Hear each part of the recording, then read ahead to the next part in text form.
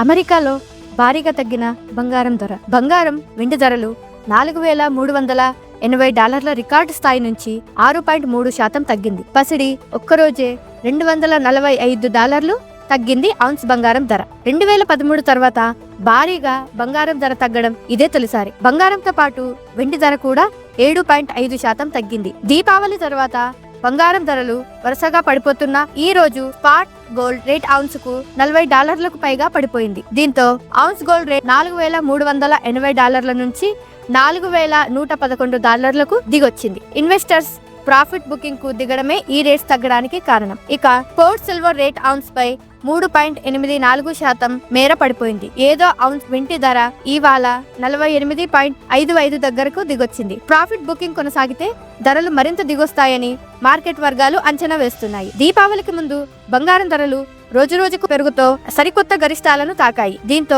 పెట్టుబడిదారులు లాభాల స్వీకరణకు మెగ్గు చూపుతున్నారు. అమెరికా ఫెడరల్ రిజర్వ్ వడ్డీ రేటును మరింత తగ్గిస్తున్న అంచనాలు బంగారు ధరలు పెరిగేందుకు కారణమైంది. అయితే ప్రాఫిట్ బుకింగ్ కారణంగా ఇప్పుడు ధరలు వరుసగా తగ్గుతున్నాయి. ధరలు తగ్గినప్పటికీ బంగారం ధరలు ఇంకా గరిష్ట స్థాయిలోనే కొనసాగుతున్నాయి. ధరలు సరికొత్త గరిష్టాలను తాకిన ప్రతిసారి ఒక్కసారిగా వెనక్కు తగ్గుతూ ఉంటాయని నిపుణులు అంచనా వేస్తున్నారు.